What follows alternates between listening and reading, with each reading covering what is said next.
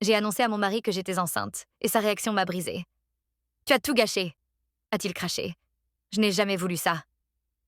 Cette même nuit, il a fait ses valises et m'a quittée pour sa jeune collègue. Ses parents ont soutenu sa décision. Je me suis retrouvée seule, jusqu'à ce qu'il revienne, des années plus tard, en rampant. Liam et moi étions mariés depuis 4 ans, ensemble depuis 7. Nous avions vaguement évoqué des enfants, un jour, mais sans calendrier précis. Je prenais la pilule, mais 3 mois plus tôt, j'avais pris des antibiotiques pour une gastro. Apparemment, ça ne fait pas bon ménage avec la contraception. Quand j'ai raté mes règles, je n'y ai pas prêté attention. Mon cycle a toujours été irrégulier. Mais quand les nausées sont arrivées et que mes seins ont commencé à me faire mal, j'ai fait un test pendant ma pause déjeuner. 2 traits roses. J'en ai fait 3 autres. Tous positifs. J'étais terrifiée, mais aussi excitée. J'avais toujours voulu être maman. J'ai attendu 1 semaine avant de l'annoncer à Liam, en préparant une soirée tranquille. Son plat préféré, son whisky favori, la robe émeraude qu'il adorait. Mais quand il est rentré, distrait et occupé à envoyer des messages, il n'a rien remarqué. Après le dîner, j'ai pris sa main.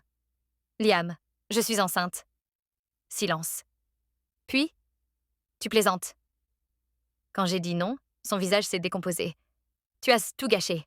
Je n'ai jamais voulu ça. J'ai essayé d'expliquer que c'était un accident, les antibiotiques, le timing, mais il a lâché une bombe.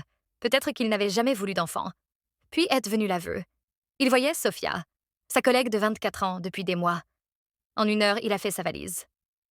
Je ne peux pas être père. Je ne suis pas prêt. Et comme ça, il est parti. J'ai appelé ma meilleure amie, Élise, qui a débarqué en urgence. Le lendemain matin, les nausées m'ont rappelé. J'étais toujours enceinte, toujours abandonnée. Les parents de Liam m'ont appelé, me suggérant d'envisager des options. J'ai refusé. Le divorce a été finalisé au 7e mois de grossesse. Liam n'a pas contesté. Il a versé une pension alimentaire irrégulièrement, toujours avec des excuses. Des problèmes de voiture, des changements de boulot, un voyage en Italie avec Sophia. Ses parents ont fini par demander à voir leur petit-fils, mais après des années de silence, je ne leur faisais pas confiance. Mon fils, Matteo, a maintenant 5 ans. Liam ne l'a jamais rencontré. Pas à la naissance. Pas pour ses anniversaires. Jamais. Pendant ce temps, j'ai reconstruit ma vie. Une promotion, une petite maison, un village d'amis qui adoratent Matteo. Puis, l'année dernière, j'ai rencontré Daniel, un papa veuf à l'école maternelle de Matteo. Gentil, patient, le genre d'homme qui répare les selles de vélo branlantes sans qu'on lui demande. On sort ensemble depuis des mois, en prenant notre temps. Pour la première fois depuis des années, je suis heureuse. Mais la semaine dernière, Liam est apparu à un match de foot de Matteo. Sans prévenir. Après 7 ans. Il avait fait une thérapie, disait-il. Était devenu sobre. Avait rompu. Maintenant, il voulait réparer les choses. J'ai accepté des visites supervisées. Mais il a franchi la ligne. Je t'aime toujours, Mia. On devrait redevenir une famille. Le culot.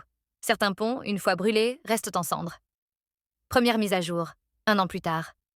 Matteo a maintenant 8 mois, heureux, en bonne santé, la lumière de ma vie. Les parents de Liam envoient parfois des messages pour le voir, mais Liam lui-même, silence radio. Pas d'appel, pas de visite, pas même de réponse à l'annonce de sa naissance. La pension alimentaire est aléatoire. Le mois dernier, elle était en retard parce qu'il était au Portugal avec Sophia. Pendant ce temps, j'ai découvert les calculs brutaux de la maternité solo. La crèche coûte plus cher que mon loyer. Mais on s'en sort. Matteo rit comme un rayon de soleil. Et Élise est toujours mon roc. L'absence de Liam? Sa perte. Deuxième mise à jour, 4 ans plus tard. Matteo vient de rentrer en CP. Et devinez quoi? Daniel. Le papa doux et stable de l'école est maintenant mon partenaire. Il est tout ce que Liam n'était pas. Présent, patient, volontaire. Pendant ce temps, la vie de Liam s'est effondrée. Sophia l'a quitté quand elle a compris qu'il ne voudrait jamais d'enfant. Il enchaîne les petits boulots, squatte chez des amis. Ses parents veulent soudain une relation avec Matteo, probablement parce que Liam est revenu vivre chez eux. Le karma est lent, mais il brûle. Troisième mise à jour, récente. Et puis, sans prévenir, Liam est apparu à un match de foot de Matteo, 7 ans plus tard. Il voulait renouer. J'ai accepté des rencontres supervisées jusqu'à ce qu'il débarque chez moi avec ses parents, sans invitation, en parlant de redevenir une famille. Et le clou, je n'ai jamais cessé de t'aimer. J'ai failli rire. Daniel et moi construisons une vie. Une vie que Liam a abandonnée.